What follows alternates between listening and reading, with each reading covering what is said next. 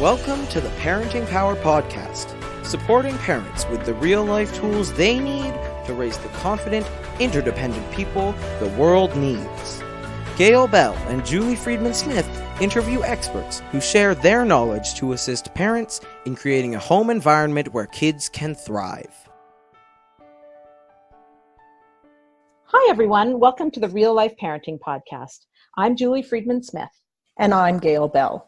And we're here today with another tool for the trade.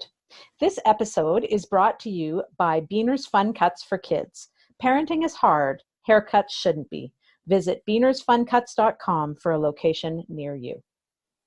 It's December, so we want to talk to you about the attitude of gratitude. And we think we found a really simple, super effective way for families to make meaning for not only themselves, but their kids as well. And I mean from a young age on. So Julie, tell them what we think works really well. And not just in December, but it's a great month to start. It's a quote that says, I get to, instead of I have to, changes everything. So the point is that every time we hear ourselves saying, oh, I have to go pick up the kids, or, oh, I have to go do this, if we can change the wording to, I get to go pick up my kids. I get to do whatever the activity is. All of a sudden, it completely changes the mindset, the attitude going forward. Right. It reminds us of what we get to do every day. And we're so lucky to be able to do so many of those things. And we can model this not only through our language, so we can start doing it more often, and then we can model our kids. So we don't want to get into the, what do you mean you have to? Try this. Why don't you say I get to? That's not going to work. That's more of a lecture and a nag. So if your children say, I have to get to hockey practice by 6, say, wow, that's awesome. You get to go to hockey practice today. So just keep modeling it for them. And you might also want to talk about a visual in your home at a family meeting. We heard this really cool saying, and I know for some of us, it's really good to see it. So maybe we'll just put get to on our family calendar up in the mudroom, or maybe we'll just make a little sign, or does somebody want to make a sign and we'll just put it on the fridge just to remind ourselves all the things we get to do. Now, it's particularly a great thing to use in December because how do many of us feel in December? Busy.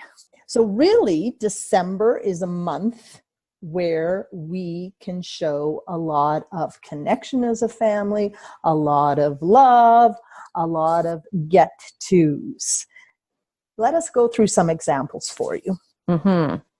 So it could be looking at the calendar. Oh my gosh, I have to go to this concert, and then I have to go here, and he's got a concert tomorrow, and then I have to get to so-and-so's house by 8 o'clock on Saturday. Listing all the things, which makes it sound really, really busy.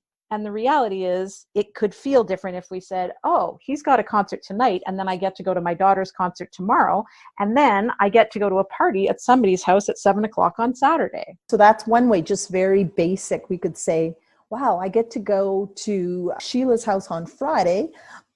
I don't have to cook that night. Or, wow, on Saturday the 15th, we get to do nothing. Gail, you and I were just talking about this. What about, oh my gosh, I have to wrap all of these presents? Well, you know what? You don't have to wrap them. That's your choice to wrap them. Or you could flip it and say, I get to wrap all these presents. Yes. Aren't we fortunate that we have the ability to afford these presents and the wrapping paper and all of these things that we have so often in our lives that sometimes feel like a burden, even though there are many people who would be happy for that burden. Yeah, so we just wanted to share that with you. We just both think it's such a wonderful little flip in language that just reminds us we're not bad people for saying we have to do it. But instead of making a long list of haves to, we can just make a long list of get to. That's right. Well, that is our tool for the trade. Thank you for listening, and we look forward to talking to you again soon. We hope that you've enjoyed this episode of the Real Life Parenting Podcast. If you're looking for more real-life parenting tools, then please sign up for our weekly Thoughtful Thursday email newsletter. It's free and it's really good. Just visit our website, parentingpower.ca, to subscribe. While you're there, check out our book, A Year of Intentional Parenting. Like this podcast, the book was created to help you feel confident, capable, and calm. Thanks so much for listening, and we look forward to connecting with you again right here every Monday.